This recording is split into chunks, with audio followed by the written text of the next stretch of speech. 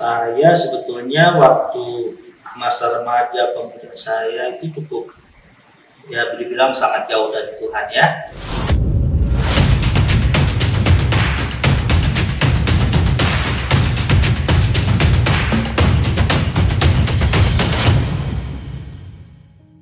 Apa yang menjadi titik balik atau mungkin pengalaman kehidupan Bapak sampai bisa melayani Tuhan seperti ini? Titik balik dalam kehidupan saya untuk terjun dalam pelayanan itu pada tanggal 25 Mei tahun 87 ikut retreat pelajar di Bandung. Tepatnya pada tahun 2013.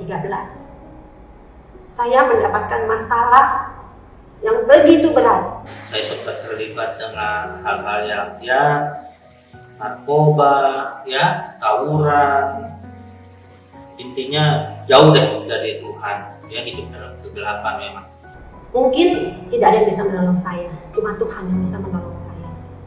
Tapi puji Tuhan saya pada tahun 1990 lah ya, 31 Desember seingat saya dengar sebuah lagu rohani, dan di situ saya berubah, saya betul-betul bersumpah secara pribadi dengan Tuhan, dan saya mulai coba kembali kepada Tuhan.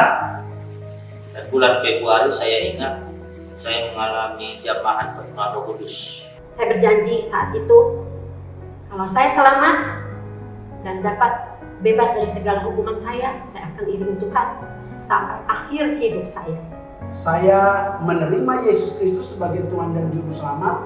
Saya betul-betul mengalami pertobatan sepenuh, menjadi ciptaan baru.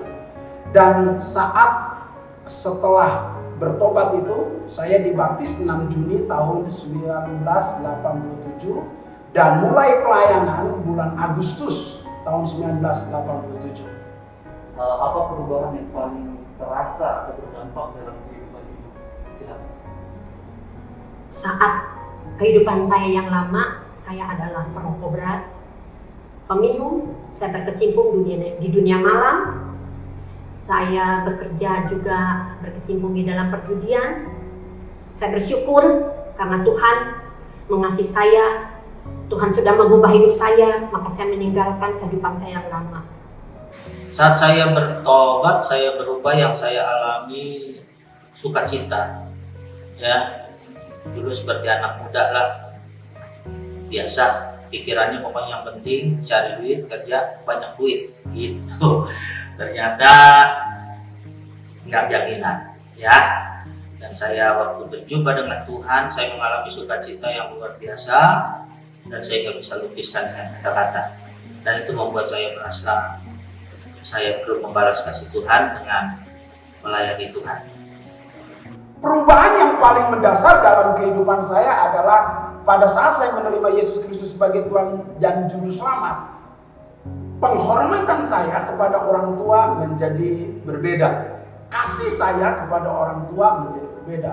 Dulu sulit sekali mengasihi, setelah menerima Yesus Kristus sebagai Tuhan dan Juru Selamat, saya lahir baru sehingga mudah mengasihi.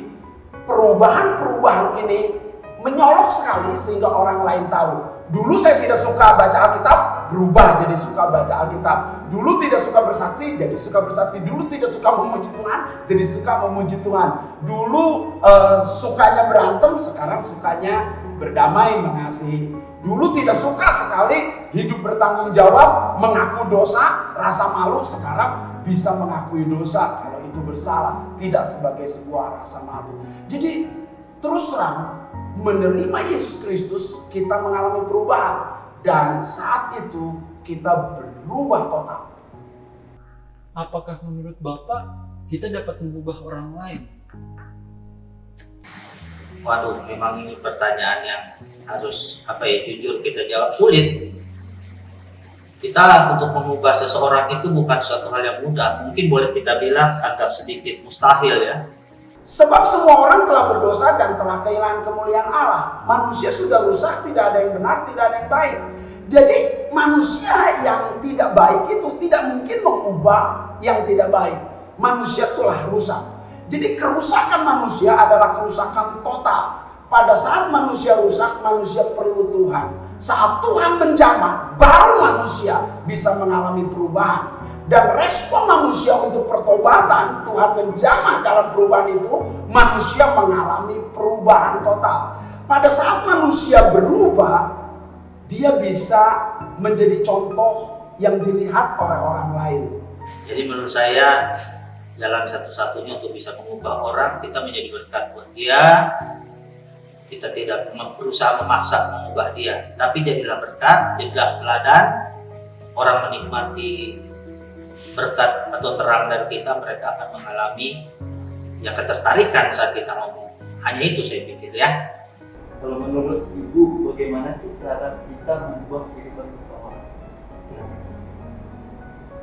Kita dapat mengubah hidup seseorang berdasarkan dari diri kita sendiri, bukan dari orang lain. Karena kita sudah diubah oleh Tuhan, maka kita harus bisa mengubah, memberi contoh kepada yang lain. Sekali lagi kita hanya dapat membantu, ya.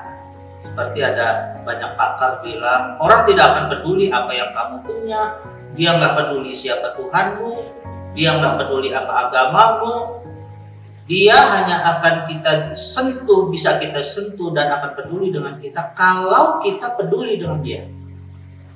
Apakah dengan cara menolong dia, apakah ketika dia kesusahan kita mendampingi dia.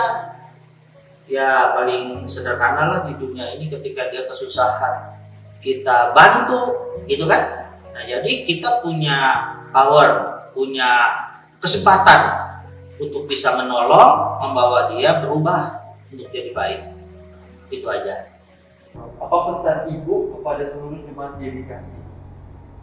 Pesan saya untuk seluruh jemaat GBKC, agar seluruh jemaat GBKC mau membuka hati untuk Tuhan, untuk diubah seperti saya, agar dapat mengimplementasikan kepada keluarga dan orang lain.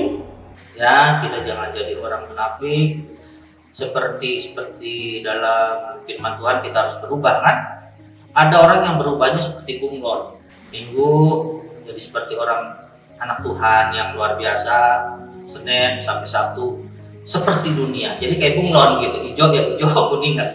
Tapi kita harus kayak seperti kupu-kupu, berubah semakin hari, dari buruk jadi baik, dari baik tambah baik, dari tambah baik menjadi lebih baik lagi. Ujung-ujungnya kita targetnya menjadi seperti Tuhan Yesus, sehati sepikir berkarakter seperti Tuhan. Saya berharap jemaat GBI Kasih mengalami perubahan, sebab Yesus datang untuk mengubah segalanya. Dan kita lebih dulu diubah oleh Tuhan supaya kita punya dampak mengubah sesama. Selamat Hari Natal. Tuhan Yesus memberkati.